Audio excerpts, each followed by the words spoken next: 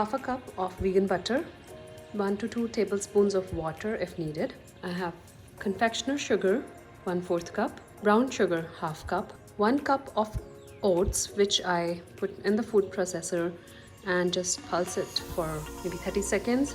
And then I have 1.5 tablespoon of flax meal, which is optional, 1/4 cup of almond flour.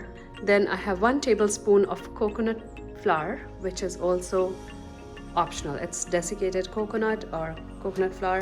Then I have an apple, which we will maybe use 1/4 of it, slice it into really thin pieces, very small chunks, and then I have vanilla extract, which will be about 1/4 teaspoon, which we'll add to our recipe. 1/4 teaspoon of baking powder.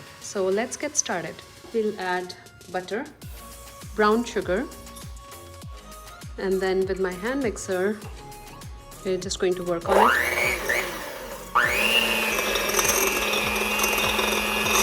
And also, we'll slow the speed and slowly add this confectioner sugar. So once this has come together, now we will add our dry ingredients: oats,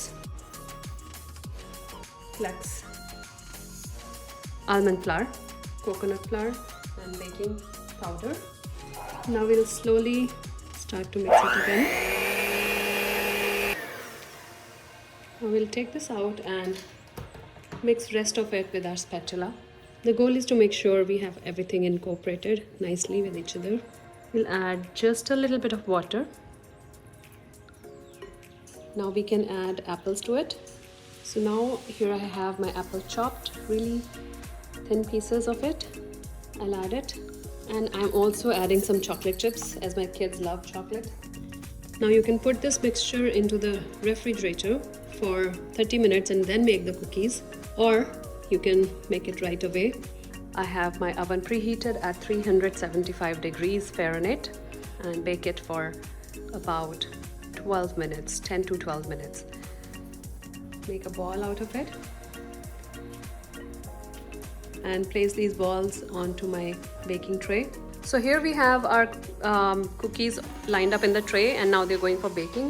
Bake it for 10 minutes and they'll be ready. So here we are, the cookies are ready. I can't wait to try them.